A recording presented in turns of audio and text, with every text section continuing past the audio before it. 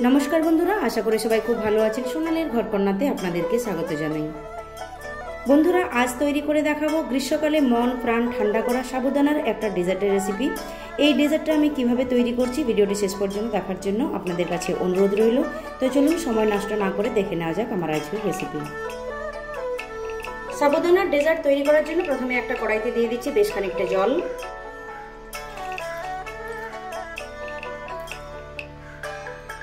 এর মধ্যে দিয়ে দিচ্ছি হাফ কাপ সাবুদানা।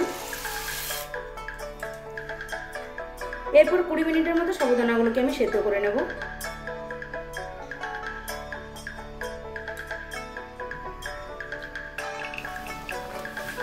সাবুদানা 20 মিনিট আমি খুব ভালোভাবে সেদ্ধ করে নিয়েছি। এরপর গ্যাসের ফ্লেমটা বন্ধ করে দিচ্ছি। তারপর একটা ছাঁকনিতে আমি সাবুদানাগুলোকে ছেঁকে নেব।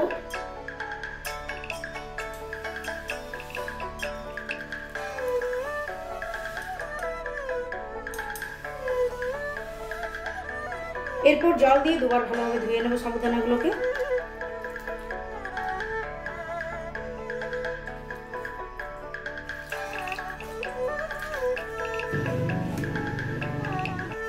এরপর কড়াইতে নিয়ে নিচ্ছি প্রায় 1 লিটারের মতো দুধ।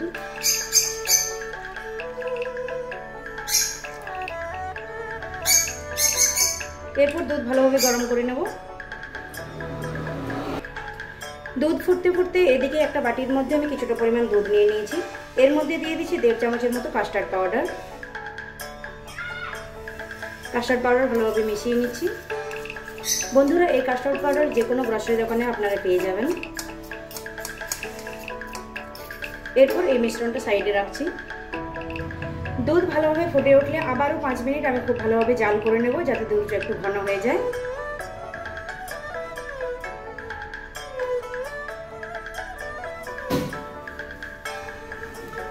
দুধ 5 মিনিট ভালোভাবে ফুটিয়ে নিয়েছি। এরপর এর মধ্যে দিয়ে দিচ্ছি হাফ কাপ চিনি, আর দিচ্ছি কাস্টার্ড গোলা দুধ। এরপর কন্টিনিউ 2 থেকে 3 মিনিট আমি খুব ভালোভাবে নাড়াচাড়া করে নিচ্ছি। চিনি এবং কাস্টার্ড গোলা দুধ দেওয়ার পর আমি 2 মিনিট ভালোভাবে ফুটিয়ে নিয়েছি। এরপর গ্যাসের ফ্লেমটা বন্ধ করে দিচ্ছি। এরপর দুধের এই মিশ্রণ আমি নামিয়ে ঠান্ডা করে নিচ্ছি। দুধের মিশ্রণ বেশ কিছুক্ষণ বাইরে রাখার পর দেখুন একদম ঠান্ডা হয়ে গেছে। এরপর যে সাবুদানা আমরা সেদ্ধ করে রেখেছিলাম সেই সাবুদানাটা এর মধ্যে দিয়ে দিচ্ছি। এরপর দুধের এই মিশ্রণের সাথে সাবুদানা খুব ভালোভাবে মিশিয়ে নিচ্ছি।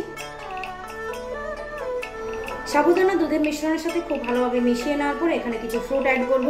এখানে নিয়েছি 2টো কলা, নিয়েছি গ্রীষ্মকালে সবথেকে ফেভারিট ফ্রুট আম, আর নিয়েছি কিছুটা খেজুর। এখানে আপনারা নিজেদের পছন্দ মতো যে কোনো ফ্রুট ইউজ করতে পারেন, তবে টক ফল এখানে না দেওয়াটাই সবথেকে ভালো।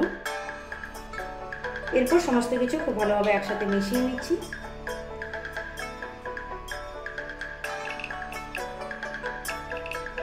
ফল এবং সাবুদানা দুধের মিশ্রণের সাথে খুব ভালোভাবে মিশিয়ে নিয়েছি। এরপর আমি ফ্রিজে রেখে দেবো 2 ঘন্টার মতো।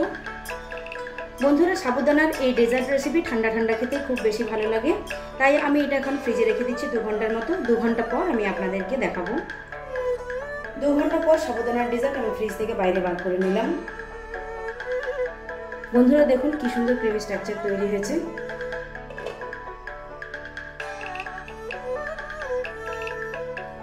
একবার ভালোভাবে মিশিয়ে নিয়ে তারপর আমি বাটিতে সার্ভ করব। বন্ধুরা, দেখুন এই ডেজার্টটা কতটা লোভনীয় তৈরি হয়েছে। এরপর সাবুদানার ডেজার্ট একটা বাটিতে আমি সার্ভ করে নিচ্ছি।